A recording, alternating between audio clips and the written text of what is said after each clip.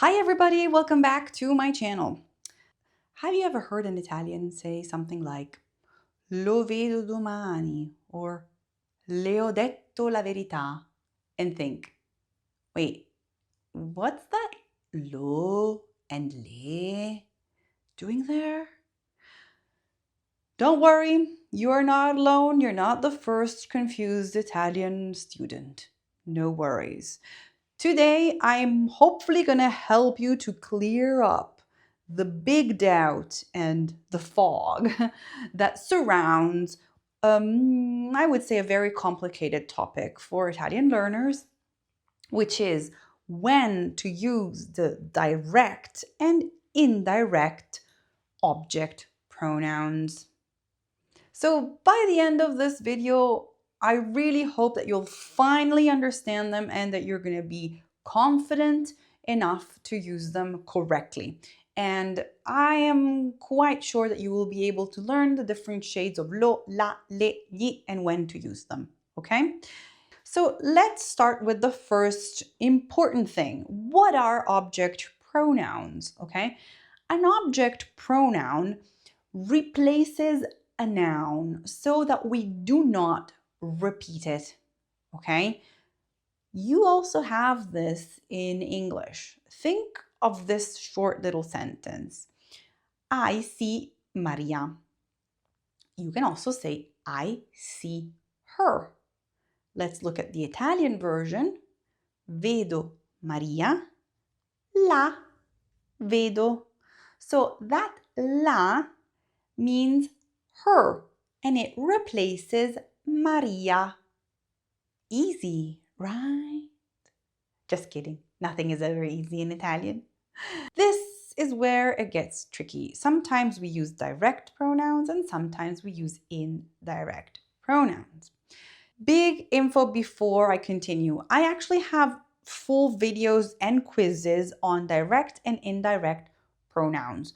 So if you need to just focus on one or the two and you're not ready to put them side by side, I suggest that you look at those videos first. You can find the links to those videos right below this video here. Okay, you can use them to freshen up, review them, study. There's also little quizzes that can be fun. And then you can jump back here if you want to, okay? But if everything is clear and you already know what they are, we are going to review them, but we can continue with, I think it's going to be a little bit easier for you to continue. So let's start with direct object pronouns. Direct object pronouns answer the question, who or what receives the action?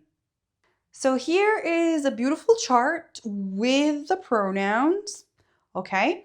If you wish to download this beautiful chart, you can find it in the free PDF that you can download by clicking on the link that you find below this video. Okay, so if you need this chart and you want to take notes on it, you can just download it. If you're already subscribed to my newsletter, my free newsletter, you probably have this document already waiting for you in your inbox. So let's look at the different columns. I have a little translation also for you and a little example in a sentence. In this case, I think I have created mainly questions or exclamations, but hey, still sentences. So the first one is mi, which translates to me. Mi vedi? Do you see me? Ti, which is you. Ti sento. I hear you. Lo, which can be either him or it, depending on the sentence. Lo vedo, I see him or it. La, her or it. La conosco, I know her or it. Ci, us. Ci chiami dopo? Will you call us later? Vi, this is the plural you. Vi amo tutti. I love you all. I do. I really do. Li, which is the masculine them, so referring to the masculine plural. Li invito alla festa. I'm inviting them, the boys, to the party. Le, them, in the plural feminine form. Le incontro domani. I'm meeting them, meaning the girls, anything that's plural feminine, tomorrow. Let's do a little exercise together. You're going to see a question. We're going to try to answer the question by using a pronoun so that we do not repeat what is already mentioned in the first question. For example, compri il libro? Are you buying the book? If we want to answer and we want to use a pronoun, we will say sì, lo compro. Yes, I'm buying it. Now, quick focus on this. It's very important that you master these pronouns because they're used in daily conversations. So if you're practicing and you're not sure what we're substituting here, just take a moment, focus and say, wait, what am I talking about? I'm talking about il libro. Now, il libro. Ask yourself, is it feminine or masculine? Masculine. How do I know? In this case, I have the article that helps me. Is it singular or plural? Il libro. I'm looking again. The article helps me. The noun also helps me in this case. It's masculine, singular. With what am I going to substitute it? I have lo. Sì, lo compro. Okay? So lo replaces il libro. Let's look at another example and let's practice in the same way. Conosci Maria? Take a moment. What are we substituting here? We're substituting Maria. Maria is usually a name of a person that identifies as a woman, so it's feminine. You need it in the singular or plural form. Maria, okay, it's a singular form. So look back at the chart. Maria will need to be substituted with la. So if somebody asks you, conosci Maria? Do you know Maria? And you want to say, yes, I know her. You're going to say, sì, la conosco. La will refer to Maria. Same thing with this one. Inviti gli amici? Sì, li invito. Li refers to gli amici. In this case, I have a plural version. So you see how you're going to use these pronouns so that you do not repeat what has been already mentioned, okay? It's very important that you master them because I truly think that this is one of the most useful things in everyday conversation. We speak with pronouns, okay? So master them. Now, what happens when we have indirect pronouns? Indirect pronouns are used when the action is done to someone or for someone. Let's look at the English option. In English, that's to me, to you, to him, to her. Okay? Now let's look at a beautiful chart with all of your options. Okay? Let's just review it together.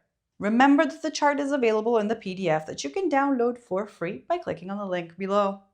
So if you want to say to me, you will need me, and a sentence will be mi dai il libro? Will you give me the book? If you think about it, if you're answering that, you're giving the book to me. A me. Okay, keep that in the back of your mind. Let's look at the next one. To you, ti mando un messaggio. I'll send you a message. To him, gli telefono domani. I will call him tomorrow. To her, le scrivo una lettera. I will write her a letter. To us, ci racconti la storia? Will you tell us the story? To you, in the plural form, vi mando una foto. I'll send you, plural, a photo. To them, Gli porto un regalo. I'll bring them a gift. Let's practice this with the same mechanism that we used before. So let's pretend that there's a question and we're answering and we need to use a pronoun. Scrivi a Luca. What do I need to substitute here? I have a verb and then I have a Luca. A Luca is what I need to underline and focus that I need to substitute. Ask yourself, is it a boy? Is it a girl? So the gender of the word or the person in this case. Is it singular? Is it plural? Let's focus. A Luca. Luca is the name for a male, so a person that identifies as a male. And in this case, it's singular. So let's look back at the chart. If somebody says, scrivi a Luca, your answer will be sì, gli scrivo.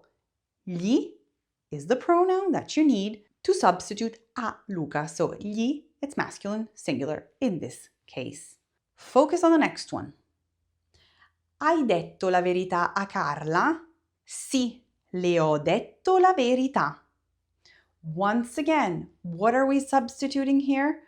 We're substituting a Carla with the pronoun le. Check out the next one. Hai portato il vino ai tuoi amici? Sì, gli ho portato il vino. So, going back to what we're substituting something that's plural, masculine. Once again, you have gli, but it's a plural masculine. I know it's complicated, so how to tell which one to use? Here is a simple trick to know which one of the types of pronouns to use. You have to ask yourself, does the verb take a direct object? Meaning, does it answer what or who? If yes, use a direct pronoun. The next question is, does the verb take preposition a or per, so to or for someone? If so, use an indirect pronoun.